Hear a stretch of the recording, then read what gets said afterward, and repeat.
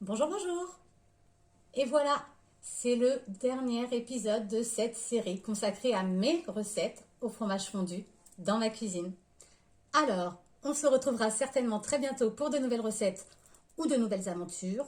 En attendant, je vous propose de finir cette première saison avec une recette chaleureuse, réconfortante qui nous vient du nord, de chez les Ch'tis, qu'on embrasse d'ailleurs. Alors je vous ai dit qu'on partait dans le nord avec une recette au fromage fondu. Je veux évidemment parler de la tarte au maroilles. Certains disent flamiche, d'autres quiche. Dans tous les cas, on parle de la même chose. Du maroilles gratiné au four sur une pâte levée. Pour ma recette, c'est très facile et très rapide. Il vous faut seulement 1, 2, 3 ingrédients que vous pouvez trouver partout dans tous les supermarchés. C'est parti! Alors traditionnellement, pour une flamiche au maroilles, on utilise une pâte levée que l'on va chercher chez le boulanger ou que l'on prépare soi-même. Pour simplifier la recette, moi je vous propose d'utiliser une pâte à pizza industrielle, pâte épaisse, pour rappeler la pâte levée. Pour une délicieuse tarte au maroilles super gourmande, on utilise de la crème fraîche. Alors là, c'est pareil, dans beaucoup de recettes, vous verrez de la crème fraîche liquide. Moi, j'utilise de la crème fraîche épaisse, tout droit venue de chez ma crémière. Évidemment, la tarte au maroilles ne serait pas la tarte au maroilles sans maroilles.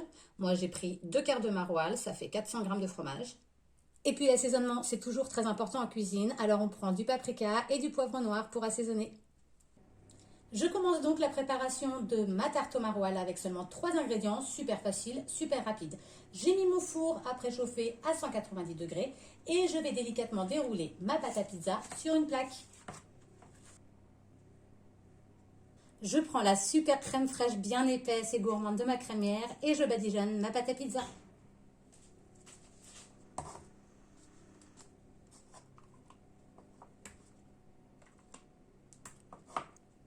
On étale bien partout, hein, on y va généreusement, on n'hésite pas à mettre la dose de crème pour que ce soit vraiment très gourmand.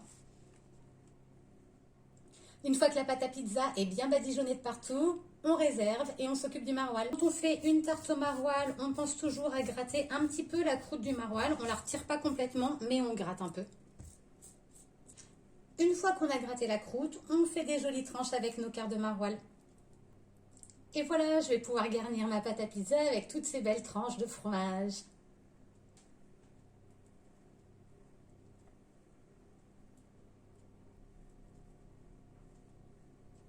Ma flamiche au maroilles est presque prête, il n'y a plus qu'à assaisonner et à enfourner. Je vais saupoudrer une pincée de paprika, un tour de moulin à poivre et ça file dans mon four qui a préchauffé et qui est maintenant à 190 degrés.